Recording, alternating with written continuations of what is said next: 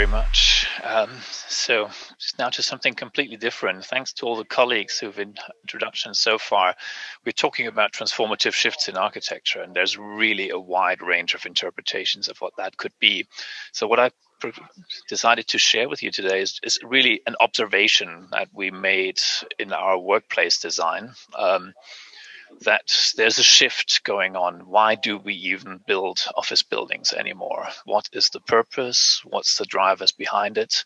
And this is something that has been accelerated through the current pandemic, but it was already happening before that.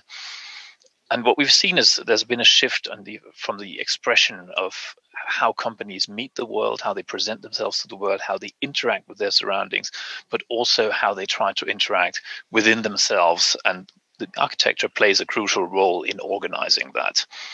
And really, the headline I've given this from the HQ to the campus is basically driven by the fact that we've seen that nobody wants to have an HQ anymore. So we were working with international clients, and the request, the ideal is the campus.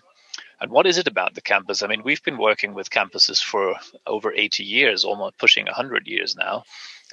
So it's something that has to do with the way architecture as an organizational tool is able to bring people together, really. This is the kind of campus experience that we are really strongly involved in shaping in the Scandinavian countries, which is sort of where we come from. I mean, we're heavily active in the Scandinavian region. Started the firm out of the Aarhus University in the 1930s, project we're still working with on a daily basis. And then since then, started working in other countries in Northern Europe. And we're seeing trends and we're seeing the same shifts happening there, but it's also, of course, a global trend. It's not strictly something that is limited to Northern Europe.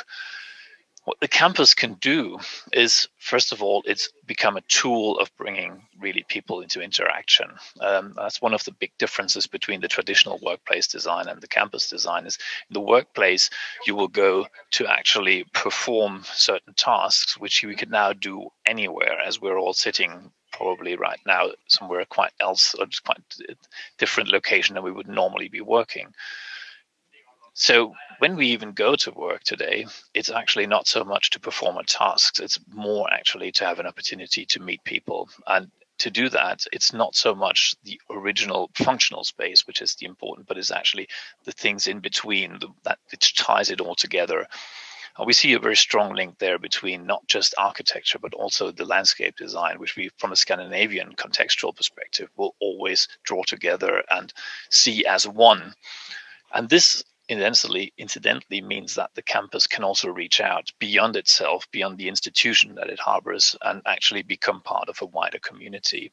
And all of these qualities of the campus, of the educational campus, the university campus, all of that is something which is now starting to drift into different sectors. And it's this observation that we are trying to share with you. So these are examples here from Copenhagen, where you can see that landscape is taken far more. It's not just an aesthetic. It's not just green outside your window. Landscape can actually become a performative thing. It can help us solve climate adaptation. It can give us resilience. It can become part of our energy strategies. It actually becomes part of our infrastructure, and it can also become part of how we use architecture. It's just one more space, really. And we've used this principle in a lot of buildings, like the institutional buildings in Copenhagen, the Mærsk Tower for the university there, which is a research building, which is all about bringing community in and anchoring an institution in a wider city and actually inviting the public in. So these are ideas that can be taken from the cues from the kind of public buildings, which are now evolving into the private sector. So really, creating a large research institution is not just about bringing researchers to the city and getting them in contact with each other. It's also part of tying that into the wider city and the public engagement. So the idea of landscape and public space here runs all the way through the building. There's no differentiation between the outside and the inside in that sense. It's simply a seamless continuity of public space. And these are the ideals, really, that we see taken forward, creating this kind of spaces, but also designed to bring people out of their workplaces, in this case, laboratories, out into public areas, get them talking, get them to meet each other, It's crucial for modern science, and it's crucial to actually be able to cross-pollinate between different disciplines. But this has also become a very crucial part of how companies and organizations see themselves and make themselves agile. And in all of this, architecture really plays these parts. We worked with this in numerous projects where the idea was always to break down the classical building scale and instead create something which has a more city campus-like effect, even in buildings like this one, which is literally sitting without the option of having landscape around it, and therefore enfolds the landscape within it. Internal streets, internal organizations, different workplace experiences, different kinds of spaces, but always also with relation to an outside, which is available in every floor and every level. So there's always be green courtyards, green roof gardens, etc., breakout spaces, which are really designed to become a continuity of the interior spaces, but at the same time actually become part of the workplace experience as well. It's literally a place you will go to work. And these kind of things are actually the drivers behind a lot of the transitions that is in the whole private sector work. We're doing a project currently right now constructing in Iceland for the Landsbankin, and Icelandic banks, as you may be aware, do not have the best reputation. So they've also had to reinvent the way that they position themselves in society and the role that they play in society. So a modern bank building like this will no longer be an organizational headquarters alone. It's actually a civic building, something which becomes part of the city, and the continuity there invites people in. And on top of that, we still have the workplace, which is, of course, all about activity-based workplace, a variation in how the buildings can be used, but always in combination with this civic component and with this idea that actually by incorporating urban space and landscape, we can create a much, much higher quality. This is really what we believe in, is that this tying together is something that creates an added value, and an added value that goes, as I say, beyond just aesthetics and just beyond the availability of green, but really becomes part of a wider strategy of sustainability. So all these examples I'll be showing you, they are all very highly sought out buildings in terms of low energy strategies, in terms of environmental strategies and sustainability strategies. But what they really hinge on is this connection between the green landscape, the quality of that, and the building itself. So the whole design principle comes out of that. And the first example I'd like to dive a little bit more into is a new head office for Carlsberg, a well-known brand from Copenhagen, who have recently built a new building for themselves and a new way to organize this international global firm. And it's part of the Carlsberg city, which is a former brewery site that's being converted into a very, very dense urban quarter, actually, with inspiration from San Gimignano, as you can see here, a small cluster of towers. But interestingly, actually, Carlsberg, the organization today, you can see a plan here of this whole urban development, the organization today is actually sitting in a high-rise tower. But when you look at the city that they're inhabiting, the brewery area, they have fantastic qualities: historical architecture, industrial architecture, greenery, amazing urban qualities to this. But the organization itself has been occupying this building for many years, and just turned out that this is no longer a way to present yourself and your brand and your company, but really we have to rethink the whole idea of their relevance in the city and in the community. And therefore, the aim was actually to come down to the ground again and into the green gardens which characterize this area. And this is actually the villa of the founder of this brewery, and have these fantastic spatial qualities. So the task was to design a building that would be able to embrace that and become part of that.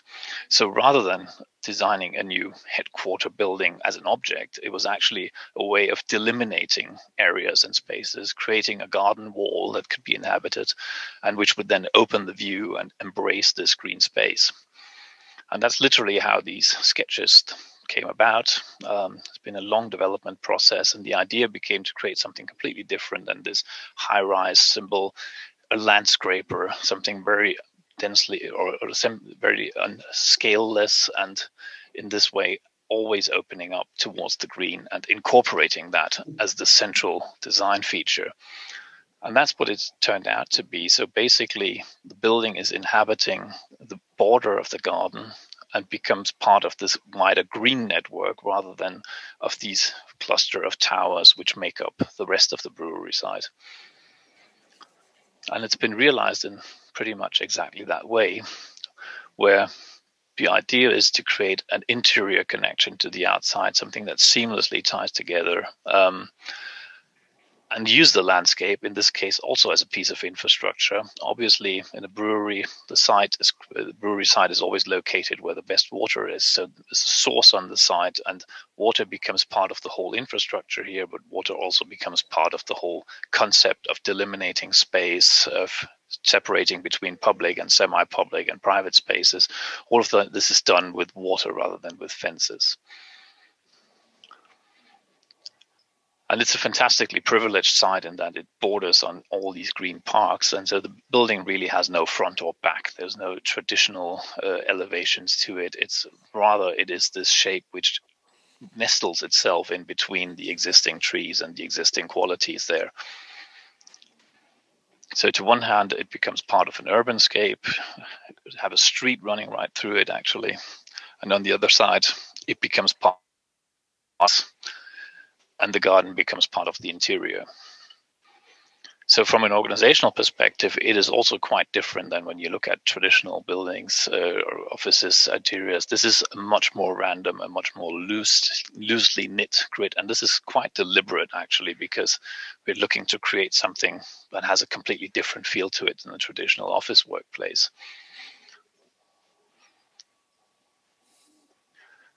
And these qualities sort of continue to the interior, where there's loose organization, different kinds of spaces, different kinds of textures and surfaces all the way through. And where you have this, on one hand, classical workplace areas, but in a sort of very small scale setting. And then we have larger public areas.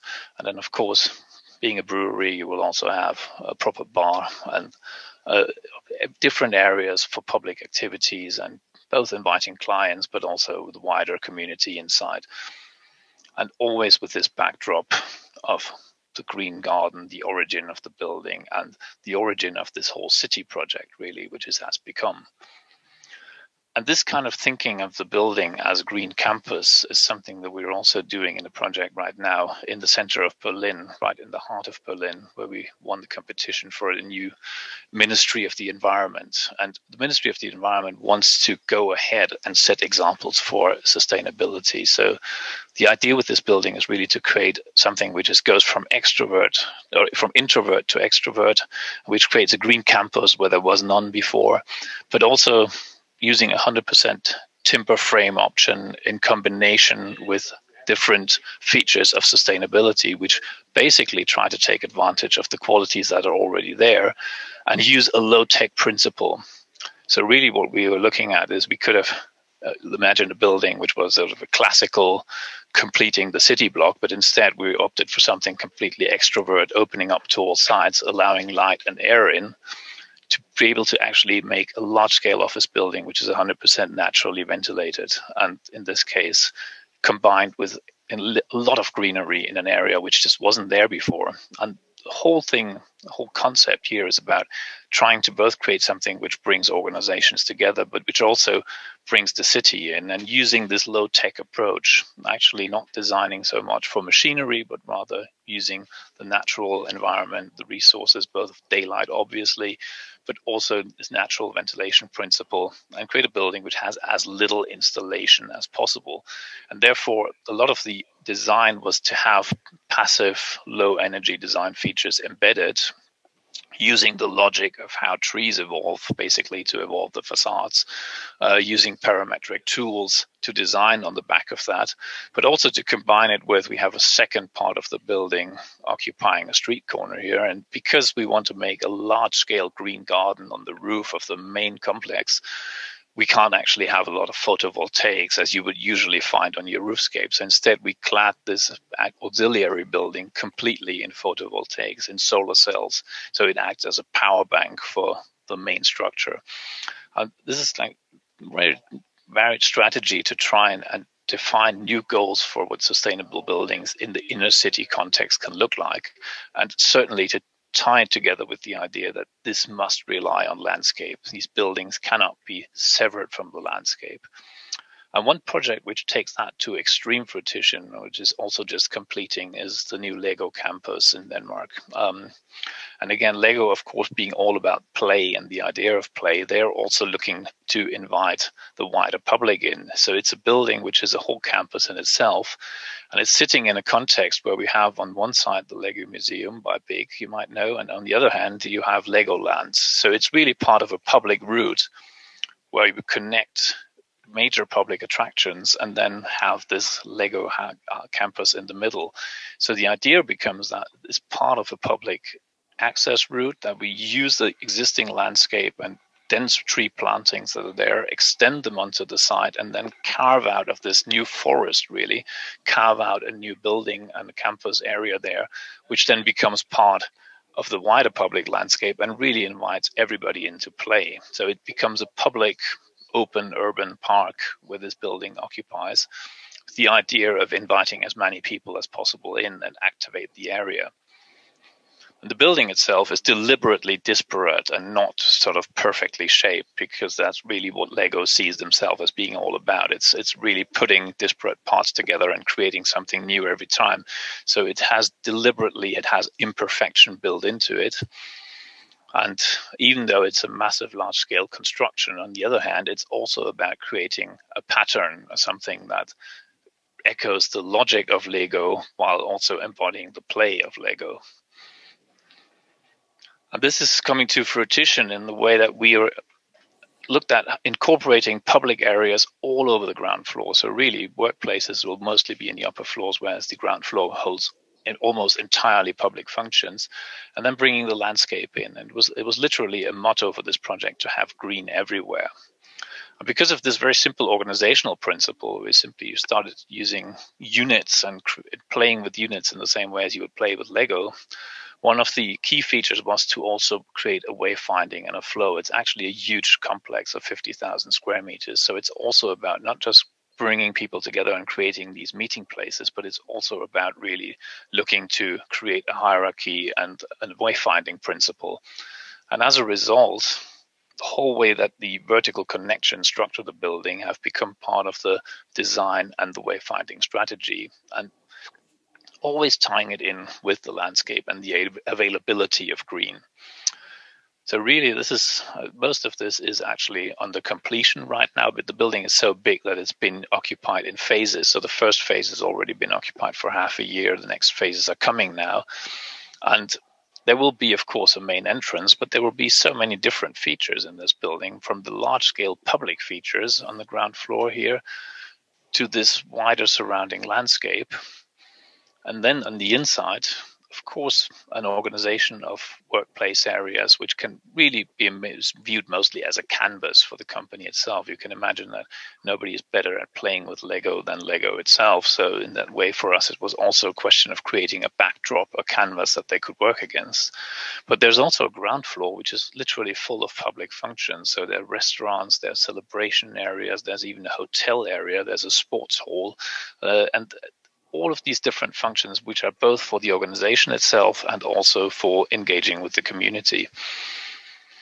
And then as an orientational principle, the vertical nodes connections are designed in different manners, using strong colors, of course, from the Lego palette, and using those as really points of orientation that will lead you around this structure, and where you always find different areas for different social activities. So again, all over the ground floor, there'll be these large areas like the restaurant area, different cafes, etc., which are designed for bringing the organization together, and then combined with other public or other communal functions like a full hotel wing, spaces surrounding that, hotel rooms, and like I said, a full sports hall in the middle, which is part of the idea is that really people will come from all over the world to meet in this campus, and therefore there'll be a whole community of people actually living there in periods of time, and have these activities to try and bring them together and manifest this whole organization in a way. And then on top of that, there's these workspace areas, which are all designed to create both, again, access to green and outdoor spaces everywhere, but also, like I said, to create situational workplaces, activity-based workplaces, and really an area that should invite play and interaction as much as enable traditional work, because this is not even any longer necessary to build office buildings to do office work, as we've all experienced. So again, it's really much more about the communal aspect and how this can bring people together and bring things into play, from the small scale and to the large scale. And then, of course, having this fantastic backdrop of Lego play everywhere, this will forever change. That's one of the things that have been fascinating work with people like this, is that these environments will keep changing and they will keep adapting. And this is the same idea that ties it in with the wider community image, where really the idea is then that this whole surrounding park and landscape and so on, becoming part of the public realm and the landscape, is also something that can forever change and take on different meanings. And I think that brings us to the end. Thanks for listening. Thanks, Julian, for many very interesting presentation, which show us how we melt together the building design with the landscape design together. Yes. My question is that maybe response on my question is your architecture, but what do you mean? How will change this COVID pandemic period the office working space in the future? Well, I mean, this is already happening. So all over the world, these different space requirements are under review. I don't think that we will have to distance ourselves forever, but I think we've all learned really how much work we can actually get done without physically going to the workplace. So it's actually underlined this, what I'm talking about, the trend to think of the workplace not as a place to actually get your work done, but rather as a place to meet your colleagues. And I think this has even been stronger and stronger during this pandemic crisis, is that you're desperate to start meeting people again. And so in that respect, the importance of the social glue that spaces create and that architecture can create, I think, has come to the foreground because we are missing it. Thank you.